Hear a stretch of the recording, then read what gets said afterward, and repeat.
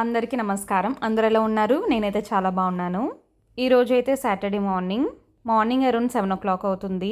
House cleaning అయితే complete అయింది. And అలాగే మార్నింగ్ బ్రేక్ఫాస్ట్ కోసం ఈరోజు ఇడ్లీ అండ్ కొబ్బరి చట్నీ. మార్నింగ్ హౌస్ అంతా క్లీన్ చేసుకున్నాం కదా, ఒక అగరబత్తి వెలిగిస్తే ఆ స్మెల్ చాలా డివైన్గా ఉంటుంది. వీళ్ళిద్దరూ కూడా ఇలా కాసేపు టీవీ చూస్తూ ఆడుకున్నారు.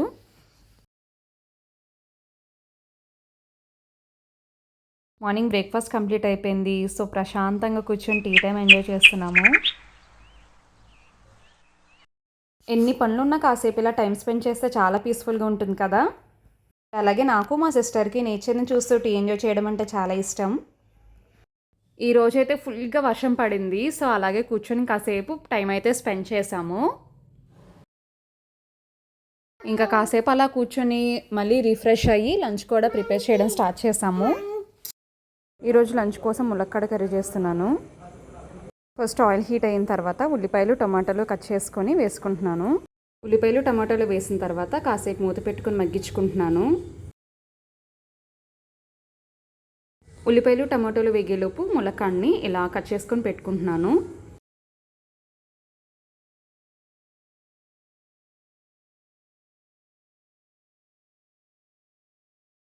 ఇప్పుడు లిడ్ ఓపెన్ చేసి కొంచెం పసుపు కొంచెం సాల్ట్ వేసుకోవాలి.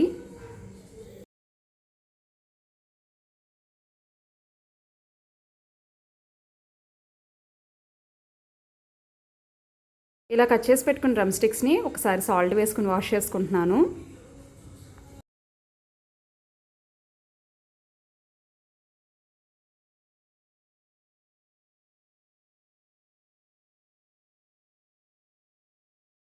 ఇంకా వాష్ చేసిన ములక్కాడని ఇలా కర్రీలోకి వేసుకుంటున్నాను. ఒకసారి బాగా మిక్స్ చేసుకొని మూత పెట్టుకోవాలి.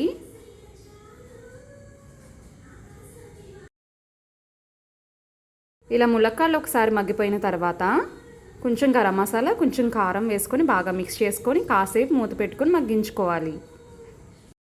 నెక్స్ట్ కర్రీలో 1/2 గ్లాస్ వాటర్ వేసుకొని మూత పెట్టుకొని మగ్గించుకోవాలి.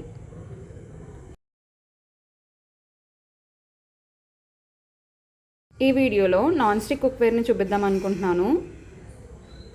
దీనికైతే ఒక లిడ్ కూడా వచ్చింది. అండ్ నెక్స్ట్ వచ్చేసి ఇంకొక ఫ్రైయింగ్ ప్యాన్. దోశలకి 2 ఫ్రైయింగ్ ప్యాన్స్ తీసుకున్నాము. ఒకటి చపాతీలకి ఒకటి దోశలకి బాగుంటుందని. మార్నింగే లంచ్ బాక్స్లోకి కర్రీ రెడీ అయిపోతుంది. అలాగే టిఫిన్ కూడా రెడీ అయిపోయింది.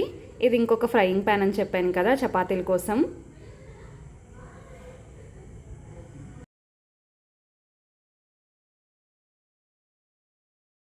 బ్రేక్ఫాస్ట్ కూడా రెడీ అయిపోయింది. ఇప్పుడు దొండకాయ ఫ్రై కోసం ప్యాన్ పెట్టుకొని ఆయిల్ హీట్ చేసుకోవాలి. అందులో కొంచెం ఆవాలు జీలకర్ర పచ్చిశనగపప్పు కొంచెం ఎండుమిర్చి అలాగే వెల్లుల్లి కూడా వేసుకొని బాగా ఫ్రై చేసుకోవాలి.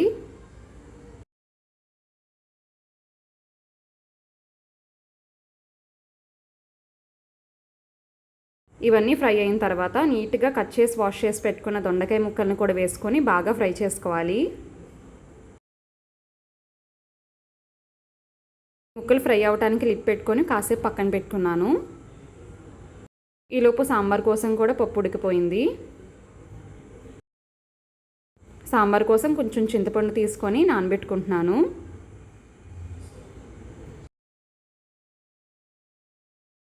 ముక్కలు ఫ్రై అయిన తర్వాత కొంచెం పసుపు కొంచెం సాల్ట్ వేసుకొని ఒకసారి మిక్స్ చేసుకోవాలి.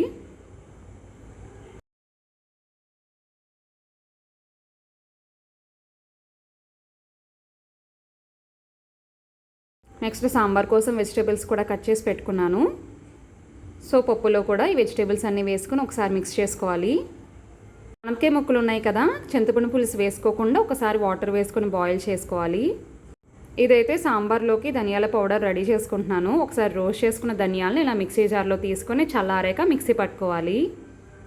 ఈ మిక్సీ జార్ అయితే మా సిస్టర్ తీసుకుంది. చాలా క్యూట్గా ఉంది కదా. ఇటువంటి చిన్న చిన్న పౌడర్స్ చేసుకోవడానికి అలాగే ఇన్స్టెంట్గా ఏదైనా రెడీ చేసుకోవాలంటే చాలా బాగా యూజ్ అవుతుంది.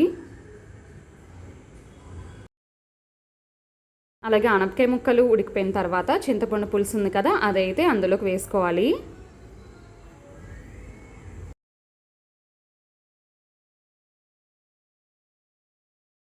దొండకాయ ఫ్రై కోసం ముక్కలు వేగిన తర్వాత కొంచెం కారం వేసుకొని మూత పెట్టుకొని పక్కన పెట్టుకోవాలి. సాంబార్ పులుసు వేసుకున్న తర్వాత అందులోనే సాల్ట్, కారం, మనం మిక్స్ చేసుకున్న ధనియాల పౌడర్ ఉంది కదా, అది కూడా 1 స్పూన్ వేసుకోవాలి.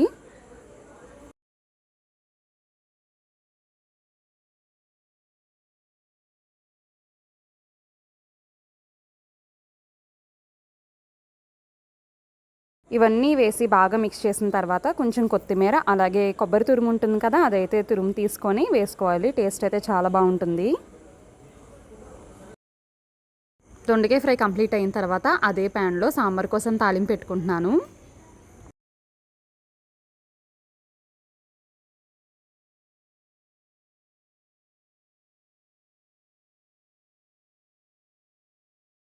ఇలా అయితే ఈరోజు లంచ్ కంప్లీట్ అయిపోయింది.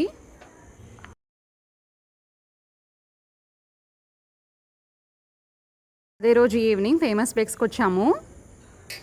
ఇక్కడైతే చాలా రేంజ్ ఆఫ్ వెరైటీస్ అయితే ఉంటాయి. బర్త్డే పార్టీస్కి గిఫ్ట్ హ్యాంపర్స్ కూడా ప్రొవైడ్ చేస్తారు. పిల్లలు ఇష్టపడేలా చాలా ఐటమ్స్ ఉంటాయి, మఫిన్స్, డోనట్స్, ఇంకా చాలా.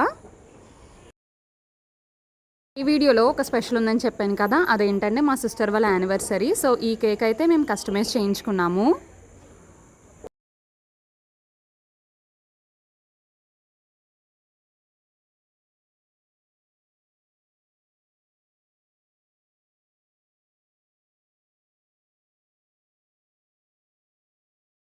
పిల్లలతో కదా డెకరేషన్కి అస్సలు టైం లేదు. సో నేను మా సిస్టర్ ఇలా సింపుల్గా అయితే క్రియేట్ చేసాము. వీడియో మీకు నచ్చితే లైక్ చేయండి, షేర్ చేయండి, అలాగే సబ్స్క్రైబ్ కూడా చేసుకోండి.